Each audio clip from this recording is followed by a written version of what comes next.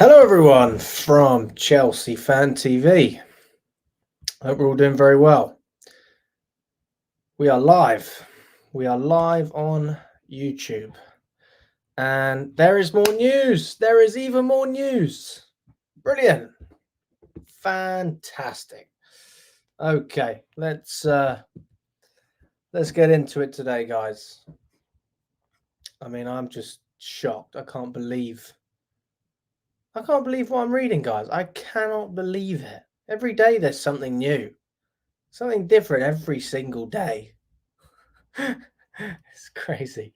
Yeah, more updates regarding the ownership, more instability at Chelsea, more chaos, more carnage.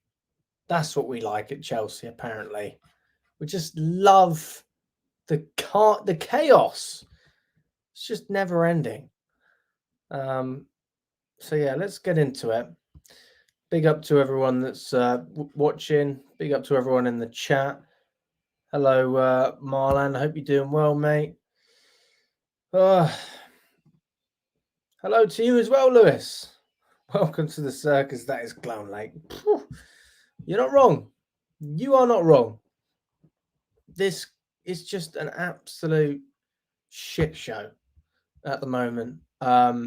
What's going on at the club? But listen, we're here to break it all down. We're here to go through everything, and let's try and be as objective as we can. Let's try and look at this for how we see it. Now, we're going to go through some of the recent tweets as well. Simon Johnson's reposted an article from over a year ago, which is very relevant at the moment, to do with the stadium. And then obviously we can talk about the offer that's not been rejected yet, but Clearlake have come out, presumably, and said, it doesn't matter what you offer us, we are going to reject it. So that's the situation at the moment. Gustavo says, at least our team is never boring. You're absolutely right. This is, I mean, it does get a little bit boring, though, if I'm honest. Do you not get bored of constant, like, I don't even know, what do you call it? It's just chaos, constant uncertainty. Nobody ever knows what's going on. And when we think we know what's going on, something else happens. You know, a few days ago, we thought everyone was great. Then we said, oh, okay, Boehly's the problem. Then it's Clearlake. Boehly's trying to buy out Clearlake, and people are picking sides. How the hell do you figure this out? I don't know what to think. You know, there's also a lot of arguments saying Boehly is playing to the media, playing to the fans, so that fans take his side and Clearlake are under more pressure to sell. If you haven't already read the title, Clearlake are not selling any shares. I'm going to dig into all of that as well. Big up to you, Jordan. See you on 26th of December. Good Chelsea. Welcome, Blue family. Big up to you, Crowley. Daniel. Yeah, guys, let's get into it. Okay. I'm going to share my screen.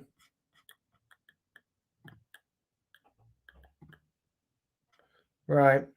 So yeah, this is the article that's been recommended by Simon Johnson, but I don't want to read that just yet. I'd like to let's see what Pies is saying, shall we? Okay. So Clearlake believed they sorted out a lot of the issues that needed to be sorted. A new structure, a new squad, and a new head coach. Their position is, we are not selling. What's your take on this, guys? I mean, do you believe that Clearlake have sorted out a lot of issues? Is that an accurate description here? We needed a new structure, a new squad, and a new head coach. Where do you stand on this, guys? Me personally, I think that they certainly rectified a lot of the mistakes that were made. That is not to say that they didn't make mistakes themselves, because they absolutely did. And Well, we can break it down in so many ways. Let's start off with the new structure. Let's start off with a new structure. So Boehly gave up control of his role as a sporting director in January 2023. Okay, so from that moment, it was no longer what Boehly was doing; it was what Clearlake Capital were doing, what Ed Barley was doing, and the structure changed. We went from having one sporting director. Remember, Christopher Vell came in and left after 7 months. It was Boehly that brought him in. He left.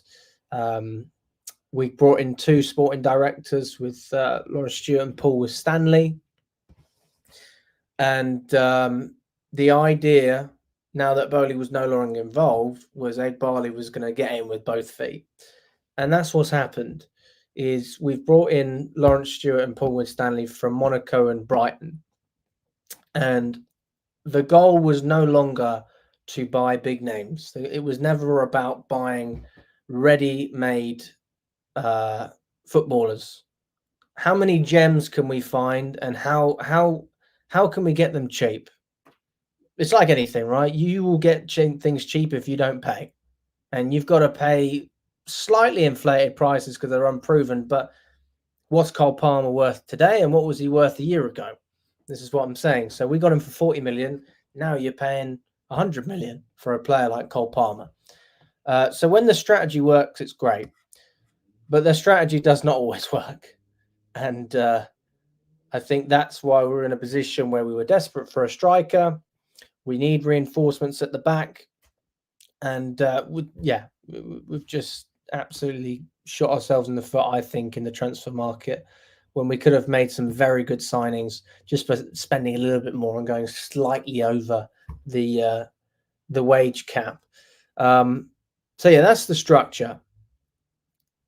Now the average wage is down from 200 grand a week to 60,000 to 70,000 on average. And we have a completely new squad. Yeah. So we got rid of all of the experience that we had. We got rid of Jorginho. We got rid of Kovacic for pennies, right? We barely got any money for them. Kovacic was about 25 million to Man City. This is a guy who's won the Champions League multiple times. Jorginho also won the Champions League. Top players, very good players, experienced players. You could argue they're leaders as well. And this is what we got rid of. And then a new head coach as well. We sacked Pochettino, who was starting to bring stability, and we brought in Enzo Maresca from the Championship. I'll let you make your mind up yourself on that one. That, on paper, is a downgrade. On paper.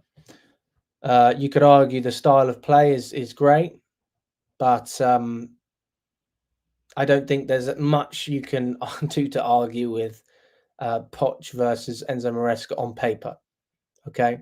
And also, you've got to remember, these guys, Ed Barley and Clearlake, everything they do is on paper. They don't make judgment decisions based on what they see on the pitch. They make their judgments based on the numbers, the spreadsheets, the statistics, the financial reports. That is what these guys do. And that is how they make their decisions. So, yeah, I mean, you're absolutely right. We did battle it out for Elise, but guess what? We didn't want to pay him what he wanted. And when you've got top players, and Elise's a top player. What do you do with top players? You pay them top money. That's why they're top. In any industry, this would be the case. So we have to appreciate that it's quite impressive that we managed to bring our wages down from 200 odd grand to 60. That's impressive. And the fact that we were able to get pay cuts from players like João Felix, Jadon Sancho, get them on the cheap. Jadon Sancho was almost 70 million for Man United. João Felix was 120 with Atletico Madrid. And we got him for what, 40 million? Sancho for 25? That's fantastic business. No one can dispute that. But I think this goes a little bit deeper than that. And now we're not just talking about getting bargains, but we're talking about what does it take to go from point A, and just get that extra step. How can we get to the top of the staircase if we don't take some risks? And I think that people are starting to open up to the fact that Clearlake, they're not very risky. Oh, God. Todd Boehly won't take no for an answer in the battle for Chelsea. That is not good, guys. That is not good, man. What does that even mean? What does that mean? Has this guy posted himself? Cave? He wants to make Clearlake an offer that's too good to turn down. Chelsea have Clearlake have completely ruled out selling their 61.5%. Boehly won't sell his 13%. Difference is now irreconcilable. Todd Boehly is determined to press ahead with plans to buy control of Chelsea, even though majority owners Clearlake have no intention of selling their 61.5%. Investors have approached Boehly in the past month to offer to provide funds to buy out Clearlake. They believe their offer would be so compelling, it would have to be considered by Clearlake's investors. The decision on whether to accept or reject any bid would be made by Clearlake co-founders Boehly and Jose Feliciano.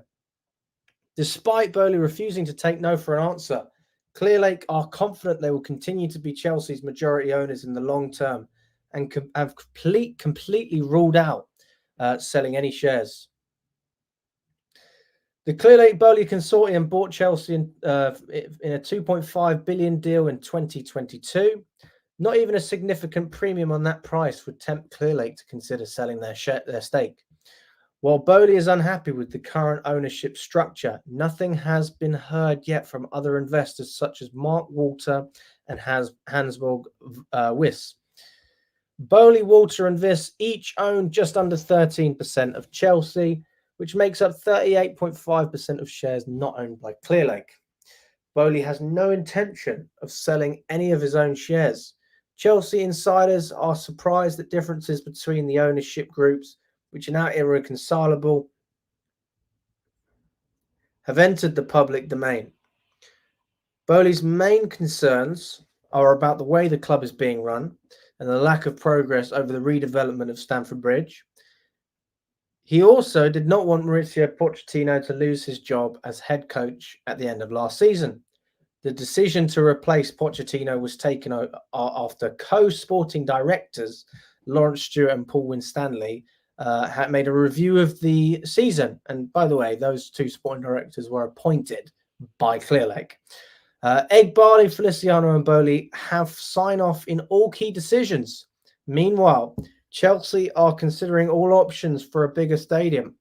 No decision has been made yet on whether to redevelop Stamford Bridge or move to a new site.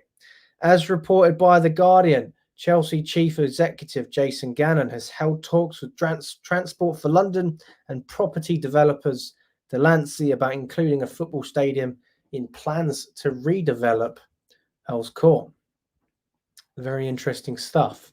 So basically, how else to say it? It's going down. It is going down at Chelsea. And this is a very thorough explanation. It's it's not good. It is not good at all. I mean, we can't look at this and have any positives to say, but I mean, if we're going to break it down, Boehly he is not backing down. He believes, even though Clearlake believe, that no offer is going to be considered. If you offer enough, then I mean, Chelsea is actually worth more than when it was originally bought anyway. For those of you who don't know, I mean, it was bought for 2.5 billion. It's worth about 3 billion at the moment. There was an article about that in The Athletic, basically describing why we are worth more, and that's because of the TV deals from the Premier League. That's obviously a big factor, as well as the upcoming Club World Cup as well, which is going to put a lot of money into the club. So that has increased the value of the club. I've also got something else that I'll share with you guys. This is from The Athletic. So The Athletic they've written a new article 2 hours ago. No plan for Chelsea to relocate stadium to Earls Court, says the site developer. I'll zoom in on this for you guys. There is no plan for Chelsea to relocate to a new stadium on the former Earls Court Expedition Centre site, according to the company managing a multi-billion-pound redevelopment project on the land. A media report on Tuesday claimed Chelsea have held talks with real estate developers Delancey, who own the 40-acre site in southwest London, and Transport for London, as they explore the possibility of moving the club away from its historic Stamford Bridge home. The Earls Court Development Company intends to present its master plan for a mixed-use development that would include the construction of 4,000 new homes, extensive retail and office space, 3 large cultural and performance venues, and an urban park to Hammersmith and Fulham Council, and the Royal Borough of Kensington and Chelsea Council next week. There is no plan within our plans for Chelsea FC to relocate to the Earls Court site, the EDC said in a statement. We have a fully detailed design, shortly to be registered with both local authorities, and prioritizes the delivery of thousands of homes and jobs, culture and open space through a well-designed and considered master plan, which has evolved over the 4 years of engagement. This will see development commence in 2026, with the first residents and occupiers moving in from 2030. This is and will remain our primary focus.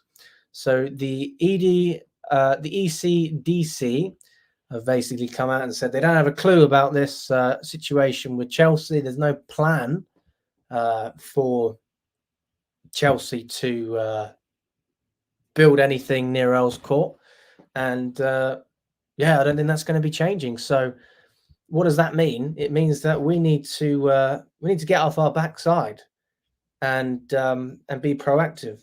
These guys aren't coming to us. We need to make an offer to them if we want to build a stadium.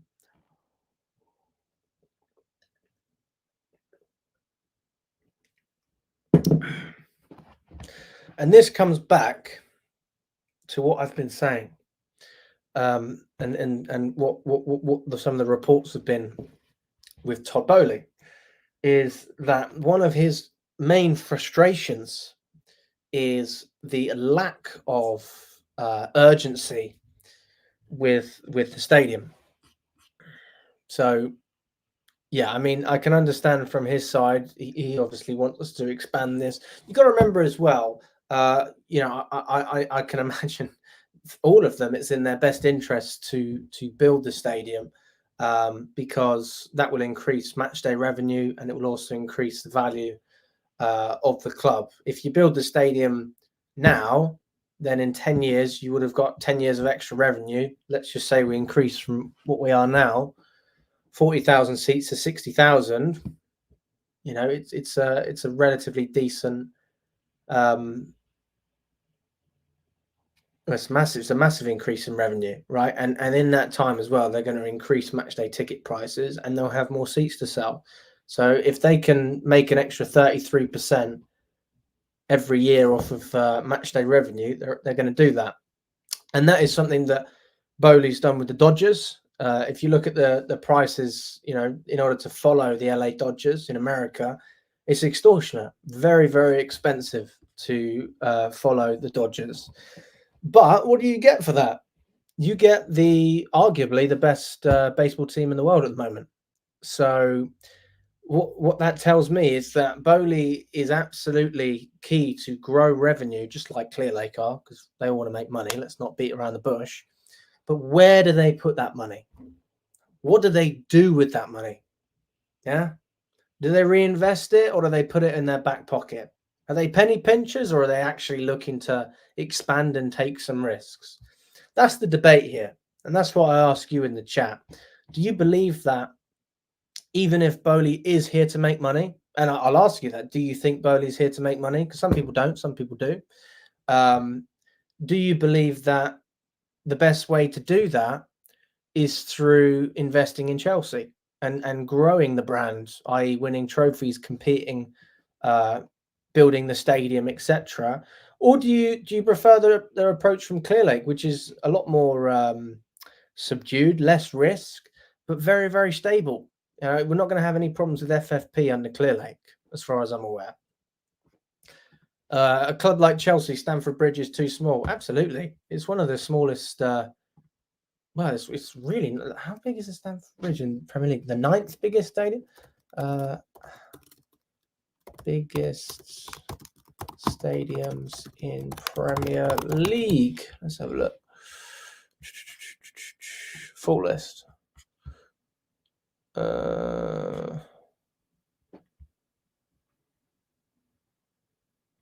That's old. That's Wikipedia. It's old.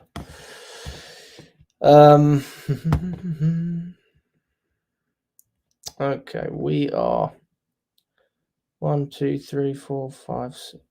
1, 2, 3, 4, 5, 6, 7, 8, 9th. We're 9th in the Premier League, so we're only just behind Aston Villa, and we're just in front of Everton. And Everton will overtake us soon because they're going to have a new stadium. So yeah, it's absolutely in our best interest to get cracking with construction. In the US, sports teams are highly reliant on star power for marketing. Yeah, I think that's probably Boehly's stance, right? So that's why we were rumored to be linked with players like Ronaldo, Neymar, and Mbappe, because they're going to sell shirts, and that brings a lot of value commercially. And I think that's probably Boehly's stance. But Clearlake, what they want to do is build up young players, and just hope that there's gems like Cole Palmer out there. And if you invest in enough of them, you might get lucky. Get all of them out and bring in Habibi. I blame the UK government. You're not wrong there. You are not wrong there. Let's continue with this article. So the ECDC have no intention of working with Chelsea to build the new Stamford Bridge, the next stadium. That's where we're up to now. Should planning permission be granted to the ECDC's proposed development, Chelsea's path to building a new stadium on the Earls Court land, the most logical alternative to revamping or rebuilding Stamford Bridge, will become more complicated, with no other obvious sites available in London's crowded southwest corridor. Chelsea's management team, led by President and Chief Operating Officer Jason Gannon, are still assessing all options and have not committed to building a new stadium at Stamford Bridge, despite finalising a land deal to purchase the 1.2-acre Sir Oswald Stoll mansion site adjacent to the ground from Stoll Veterans Housing Charity in November. So just to give you some context on this, the Sir Oswald Stoll mansion site is something that is valuable to this ownership, even if they don't rebuild the stadium. Yeah, we've got Jonathan Goldstein as part of the Chelsea ownership on the board. His speciality is real estate. So if they don't do anything with this, they have to own the club for at least 10 years anyway. That site will be worth more than what we paid for it. Does it say how much we paid for? I think it was about 70 mil. Yeah, it's not written here, but I'm sure it's about 70 million that Chelsea paid for the Sir Oswald Stoll mansion site. So even if they don't do anything with the stadium, they're just going to sell the real estate on and make a profit. Yeah, that's what they're going to do. Or they're going to redevelop it into houses and sell it like that. I mean, who knows? I don't know. That is just more equity for these guys and more that they can do to make money. So I don't think the owners actually care that much. I think all they care about is can we make our money and make a profit? And they'll certainly make a profit on that. There's no doubt. Okay. Any deal to purchase the Earls Court site from Delancey would be expensive before the costs associated with building a new stadium factored in. A permanent move away from Stamford Bridge must also be approved by a 76% majority of Chelsea pitch owners, shareholders, the supporter group who own the freehold to the land on which the current stadium sits, as well as the name Chelsea Football Club. I am a Chelsea pitch owner myself. I just want to say right now, if you are not a Chelsea pitch owner and you can afford to be a Chelsea pitch owner, I highly recommend buying a share. Go on the Chelsea pitch owners website, buy a share. I think it's quite expensive. I think it's probably about 100 quid, maybe less in some cases. But if you have the money and you want to make an impact, it does actually help having a share as the pitch owners. What that does is it stops the ownership from actually taking control of the land where the pitch is at the moment. And from Chelsea's perspective at the moment, I think this is a very, very important scenario for fans to have a say. And the CPO, the pitch owners, are going to make sure their voices are heard. They're going to have to be heard, because if we don't get the majority in terms of wanting to move, then it's not going to happen. Chelsea's attempts to move forward with a firm stadium plan could also be hampered by the breakdown in relations between majority shareholders, Clearlake Capital, and co-controlling owner Todd Boehly, with both sides exploring options to buy out the other. So that is the latest article from The Athletic. It's mad. It is mad. Honestly. I cannot believe it. Yeah, I think it's absolutely criminal what's going on with the ownership at the moment. And yeah, for me, it's just quite sad, really. You know, even if the owners didn't have our best interests at heart, and you could argue both of them feel that way, especially Clearlake.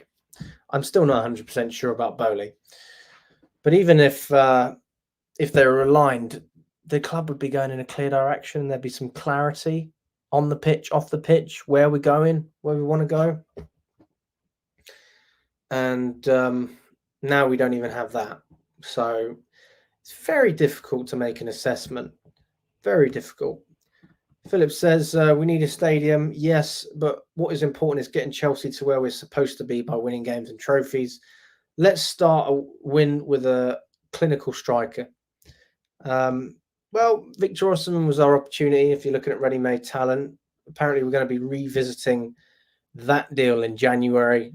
We've got Nicholas Jackson as well, who I think is a good player. I don't think he's a bad player at all. I think he'll score at least 15, 20 goals a season. Now, that's pretty good in my eyes. The last striker to be able to do that for us was Tammy Abraham, if I'm not wrong. But I also agree with you, Jeff. I think Victor Gyökeres would be a fantastic signing for us. And I think he'd suit the system more than Osimhen. I think that he'd suit what Enzo Maresca's looking to do. But I don't know. You don't know what these owners are thinking. It's difficult. Robbie says Boehly is a petulant child. If he wanted absolute control of the football club, he should have had a contractual agreement with Clearlake. Now he's creating chaos because he doesn't have power.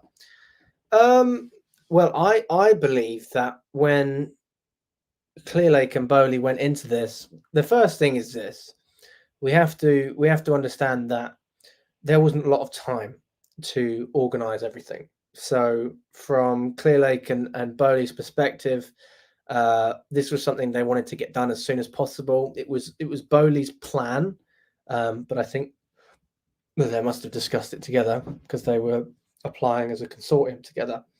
But the plan was very attractive, and it was Boehly's plan in terms of the stadium. That's why he's the front runner, right? That's why it was his consortium. But Yeah, I think you are absolutely right, Robbie. I mean, it is very, very annoying that this is happening. But also, what do you say then if Boehly is actually in the right and he does have Chelsea's best interests at heart and he's fighting a good cause? What do you say then? Because nobody really knows. We know that there's money involved and they want to make money. This is Boehly's side. We know that. How they want to make money is the question. If they want to make it the same way as Clearlake, then we're all in trouble. We're in big trouble. But if his approach is totally different and his approach is growing the brand by being successful, I can get behind that approach. I really can. And I don't have an issue with that, because I think anyone who takes over Chelsea, really, 90% of owners are going to be motivated by the money, even if they're not American, right? You can have other owners that are also interested in money. Just because they're European doesn't mean they care, right? But more so that has been the case. But yeah, that's not the point. The point is we're in a fucking shambles. And you could say that Boehly started it, but also if Clearlake would have listened to Boehly and taken his advice, being, he was the only person with experience managing a sports team, then you also have to look at both sides and say, what gives Clearlake the right to know that their judgment is correct over someone who's ran a very successful Major League Baseball team? The Dodgers have been successful, guys, since Boehly's taken over. I don't know what this rhetoric is, and I've heard this. They've only won one World Series.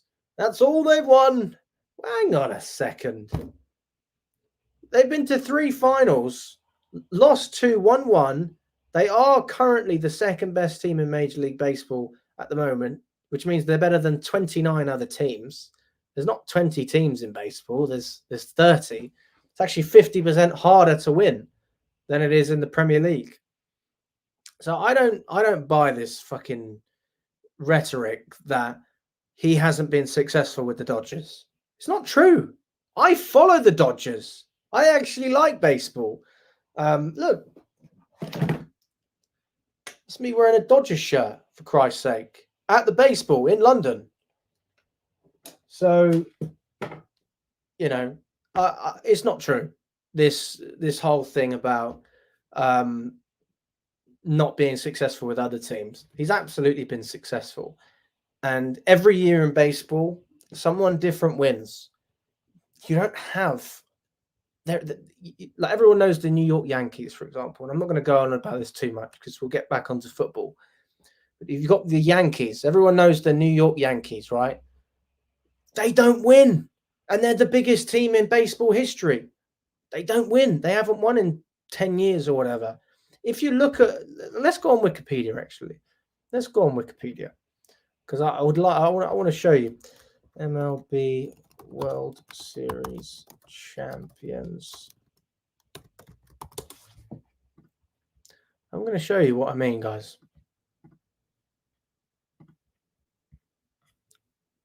Yeah.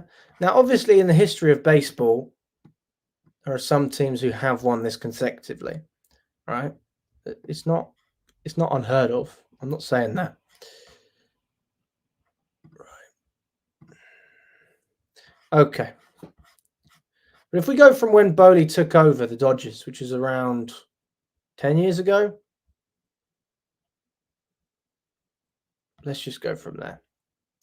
About 10, let's go from there. So, Red Sox, Giants, Royals, Cubs, Astros, Red Sox, Nationals, Dodgers, Braves, Astros, Rangers. So most of the time, there's always a different team that wins. How many different teams are there in 10 years? 1, 2, 3, 4, 5, 6, 7, 8, 9. 9 different teams winning in 10 years. Yeah? Dodgers was one of them. They also got to 2 finals in a row. Yeah? They got to 3 finals in 4 years. So how can you tell me that they are not a successful team and that they haven't been managed well? How can you tell me that? Yeah? You've got 30 teams. 30! It's fucking hard. It's ridiculous. Yeah. So of course some teams are going to do better than others. I'm not saying that. I'm not saying that the Dodgers are the greatest team of all time. What I am saying is since Boehly came into the Dodgers, he made an impact, and they started competing and winning. Yeah. That's all I'm saying. So look at that with your own eyes and use that logic.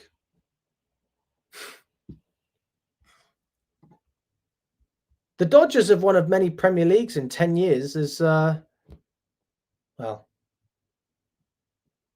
We've won 2 Premier Leagues, actually. So we won 2 Premier Leagues in 10 years if you count 20... if you count the one with Mourinho. So actually, yeah, fair enough. But you get the point. So if you want a team to be managed well, grow commercially, Todd Boehly, in my eyes, is more suited to that role. Yeah. And it doesn't take 2 years. It takes a little bit longer. I think it was around 2013 he took over. It took 1, 2, 3, 4, 5 years before they got to a World Series final. Yeah. We're in our 3rd year of the project. But the problem is they keep fucking with the project. It was Boehly's project to begin with. Now it's Clearlake. So where are we? Is this year 1? Are we in year 2 of this like where are we? Yeah. And we struggle to have clarity.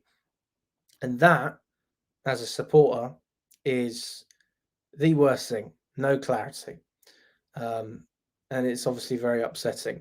But yeah, that's how I feel about it. I don't look at this ownership and think there's no hope whatsoever. There's absolute hope. It's which direction you look in. Yeah. And I think if we have Boehly, we're in the fast lane. It's 100 miles an hour, and there is some if we crash and burn. But I think with Clearlake, it's very uninspiring, isn't it? It is uninspiring. And they're a hedge fund. Yeah. Their sole objective is to go in and come out with a profit. As long as they have that, they're happy at Clearlake. And they can look at their investors because it's not their own money. It's other people's money. And as long as their investors are happy, then Clearlake will be happy. But if Todd Boehly does offer a large amount for Chelsea, then yeah, it will certainly entice some of the investors. I mean, if my money was in Clearlake and I was offered 50% of what we paid for it anyway, 50% return, I'm taking that. 100%. 100%.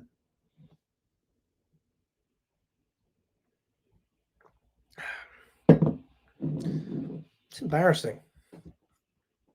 Absolutely embarrassing.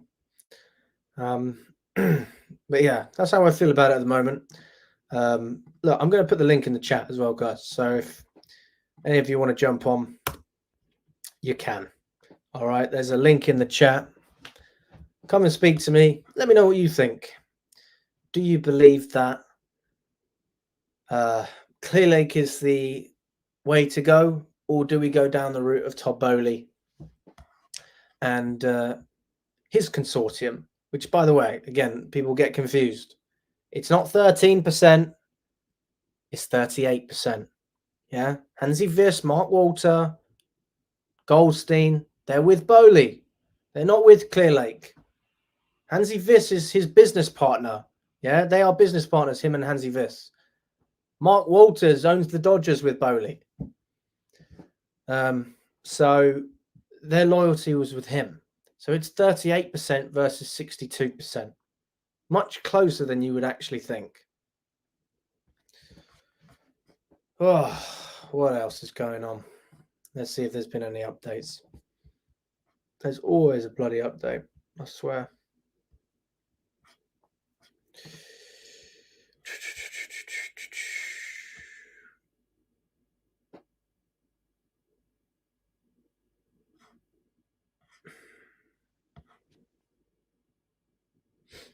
Oh man, such a crazy scenario, guys. Right, there's another update. Brilliant. Another update. Here we go. Let's get this one up.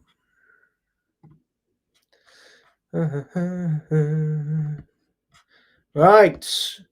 Recruitment is an issue between the parties. Sources speaking to London World on condition of anonymity have said that Boehly intended to focus not only on players who could be good for the future, but also on those who could immediately adapt to a top club where winning is the ultimate goal. And Sandy, you are absolutely right. Todd does sound like Roman there. But yeah, this is it's not great. It's not great. Yeah, because at this point, Todd could literally be anyone because he doesn't have the final say. So it's frustrating because, yeah, unless he gets that extra chunk, he's in big trouble. And you're showing your cards, and the relationship is just completely gone now.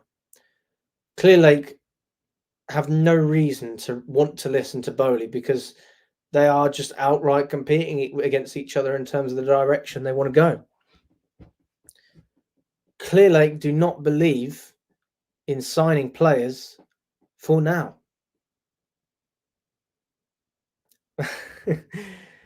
Without CFC, there would be a lot of YouTube content creators in the job centre. I don't do Chelsea Fan TV full time. I have a job, so I wouldn't worry too much about that. I do this on top of working full time. Yeah, I mean, I think it's absolutely crazy. Chris says, do you think Clearlake's goal is to make money? That if Todd comes up with the amount, then Clearlake board will have to sell.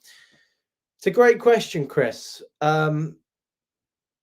The answer is it depends on how much of a return they want.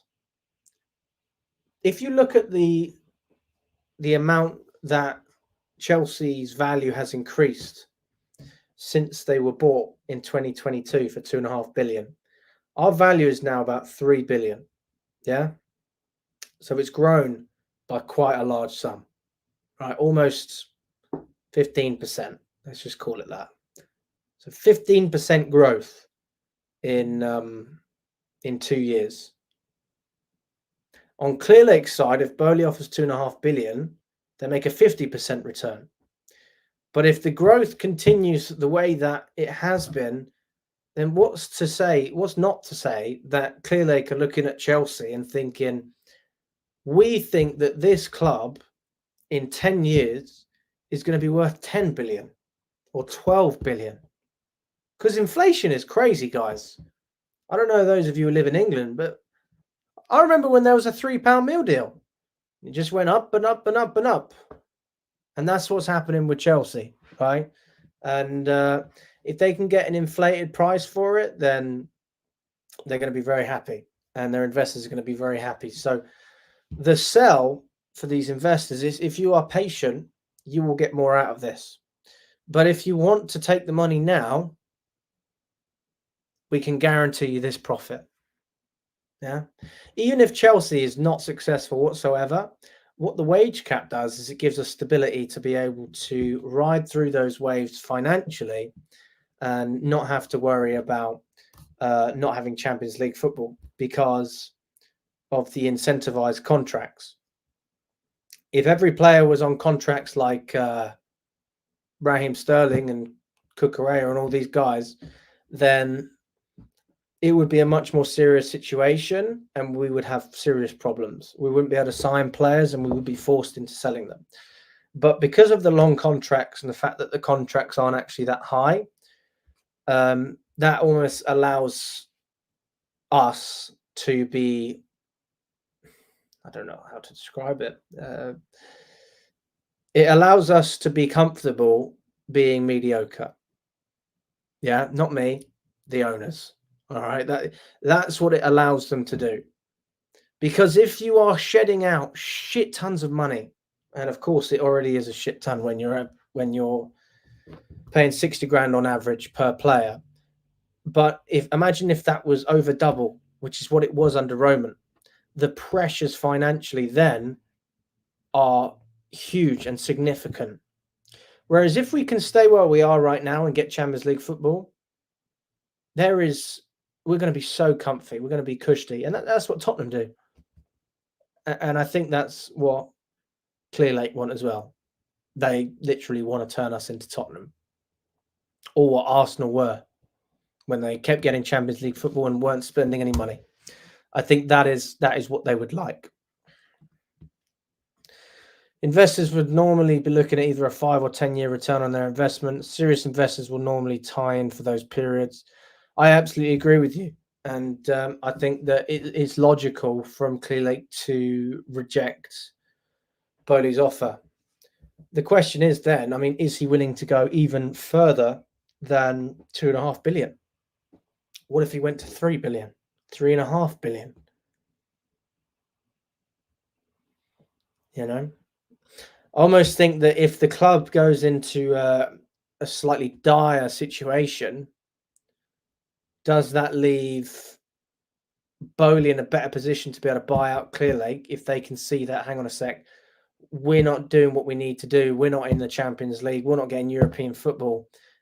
We're not making enough money. Maybe that puts Boehly in a better position. But it's very difficult to tell.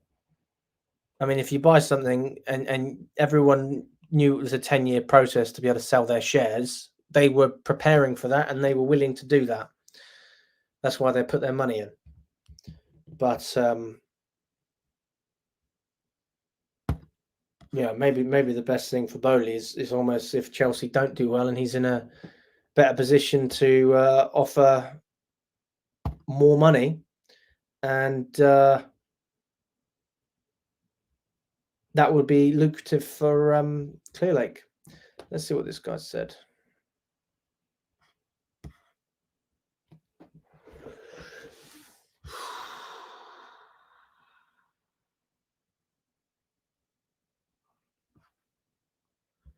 The benefits of Chelsea goes beyond the cash.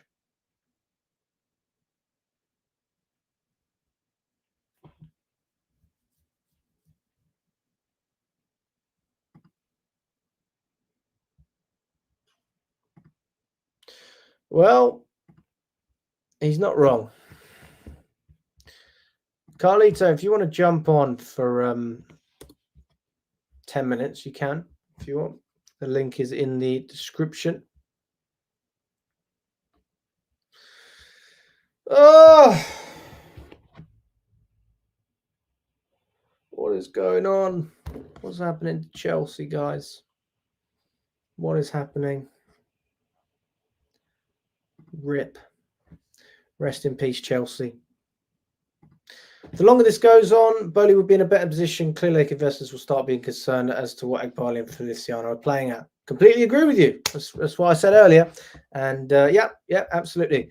So it is in Boehly's best interests, the way this is going, for the club not to be successful and not get into the Champions League, because that gives him an in. And that gives Clearlake an out.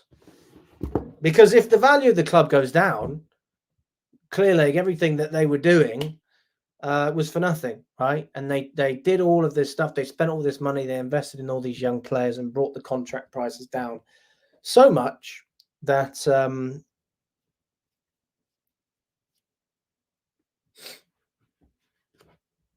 yeah. Oh, you're at work. All right, man. Next time. I don't plan these streams, Carlita. I don't plan these streams. I just said, why not? Why not? Yeah. Not wrong there, Marty. Not wrong there at all. Yeah, guys, one other thing. Oh, you are coming on. I thought you said you weren't coming on. Yeah, I got 5 minutes. For you, Alex, 5 minutes. How about it? How are you? Yeah. Just at work, man. But I heard what you just proposed there. That is a very slippery slope and a little bit of bold language. It's true. It doesn't matter if it's to do true. poorly another season.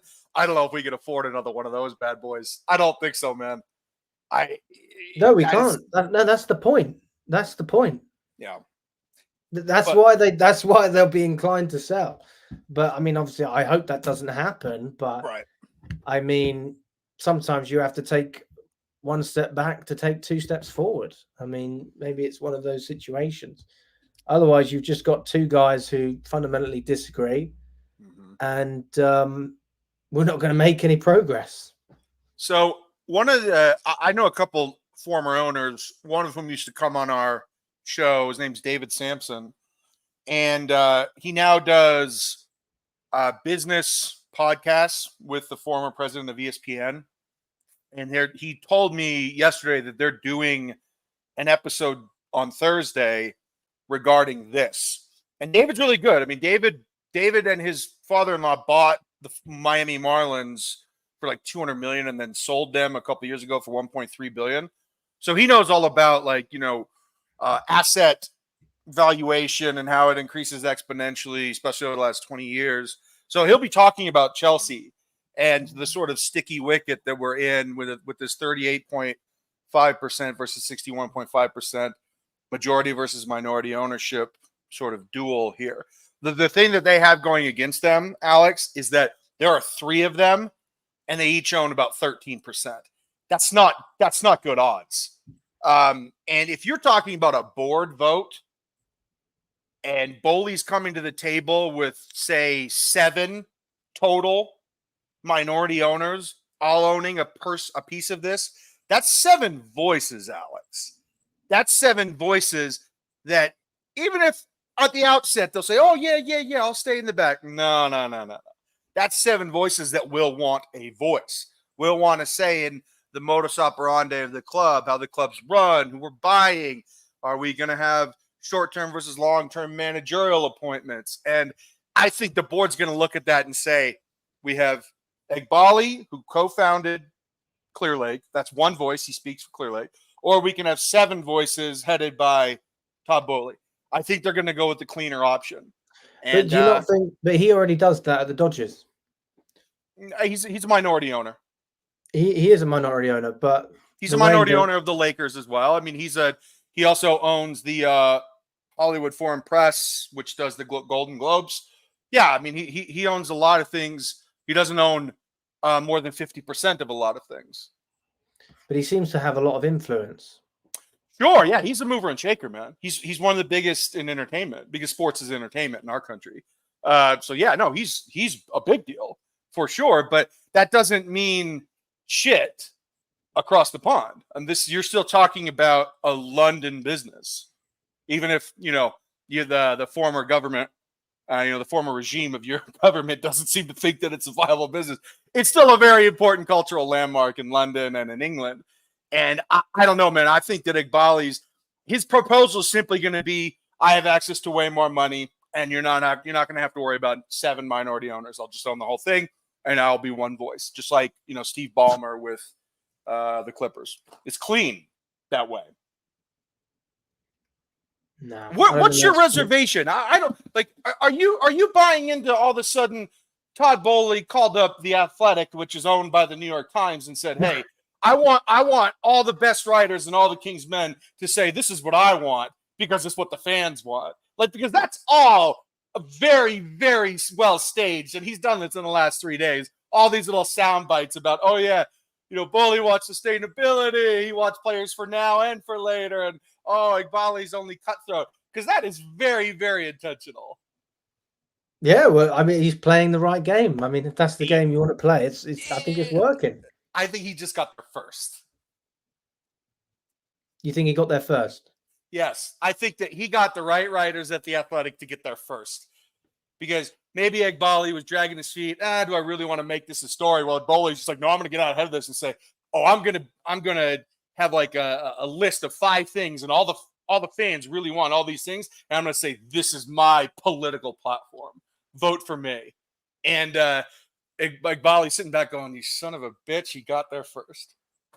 Yeah, I mean, he got ahead of the... Who do you prefer, Carlito? I want the one with more money. And I want the consolidated. Yeah, but it's not even like, it's like Hugh was saying, It's not Egg Barley and Feliciano's personal money. No, but it's the access to it. It's the access to the people that have it. Like, do you think that the aggregate amount of net worth that all of his clients have equals 70 billion? No, it's probably like 800 billion. What I'm talking about is that he has very easy access while still being the sole voice. He's not spending the money. He doesn't want to spend the money. Says he who? wants that money to get bigger. Says who? Who says who? Well, the money that he does spend doesn't show ambition to win now. I mean, that's quite clear. No, but I need to ask you, says who? I mean, are you talking about the Athletic report? Because if that's a report, that's not. I think you can read into that. I mean, the structure, we were paying 200 grand a week. Now we're paying between 60 and 70 a week on average. I think that's intelligent from Clearlake, but I don't think there's any flexibility from them. And I think that is detrimental if Chelsea want to push on and sign big players. Oh, I think that the players will have to earn it. And you would say Chelsea deserves the money? No, I don't think he's that good of a player. But I've been consistent on that the whole time. Like, I think John Duran's just as good as him. But no, Alex, you would say that we're gonna have a hard time drawing big players. Pedro Neto didn't blink. João Felix didn't blink. Now maybe we're taking Pedro Neto came from Wolves. I know that, but he's still a big player that was Atletico and was desperate to leave. Same with Jadon Sancho. I mean, we were lucky. Players on huge wages. Very good business. You are right. It was good business, but we were also very lucky. Sancho was on 350K, and he comes here, and we're renegotiating his contract. He's not going to be on 350K. We're talking about market inefficiencies here. We're exploiting situations where players are unsettled, but still very, very good on paper that are maybe in a lull. Pedro Neto wasn't in a lull, but guys like João Felix and Sancho, these are us exploiting situations, and we're doing it extremely well. Now, look, does that mean that Cole Palmer is going to be on 120K for the rest of his contract? Hell no, man. These are all incentivized. If you do well, they're going to pay you more. Reece James is on 250K a week. Okay? And that wasn't a Roman contract. In fact, he just signed that contract. What do you mean? Yeah. That was like a year ago, 2 years ago. Yeah. So that was under the umbrella of this ownership. Whether you want to say it was Clearlake or Boehly, it's still Chelsea. I'm with you, man. I'm with you, and I think that Boehly made plenty of mistakes. I'm not against that. Oh yeah, I mean the guys like Koulibaly was a huge mistake. I think Sterling was a huge mistake. I think that Pierre-Emerick Aubameyang was a huge mistake. I think Enzo Fernandez was a massive mistake. Oh my God, I think he's awful. Look, I understand that you don't want this to be strictly about bottom line thinking, and it has been framed this week that is what Igbali is all about. But what I'm telling you is that the messaging that Boehly got out, it's only out there because he got there first. I think that the answer is probably somewhere in the middle, and that they were probably arguing about maybe one or two players, and then it snowballed with Pochettino, and then from there it's like, well, I can't work with this fucking guy anymore. I mean, it's nothing personal. It's more along the lines of one guy wanted to sign one player, one guy wanted to keep another manager. But, for them to have a fundamental difference in ethos and philosophy about spending in the direction of the club, I don't buy that. I don't buy that at all. Fair enough. Well, listen, mate, always a pleasure. Thanks for coming on, Leo. I am off to watch England, but I thought I'd do a little stream anyway. And let's catch up soon. When are you about? I'm still selling my house. So let's talk this weekend. All right. Sounds good. Well, thanks everyone for coming on. If you haven't already, please leave a thumbs up. It does help. And always a pleasure, guys. Looking forward to being back at the football. We got Bournemouth on the weekend. I'm excited. We need to get some points on the board. I believe there's still hope for the team, but it doesn't help when you've got so many problems upstairs. I think it does trickle down. So very, very interesting. Interesting point as well there, Hugh. But yeah, I mean, let me know what you guys think. And I will be back very soon. All the best, guys.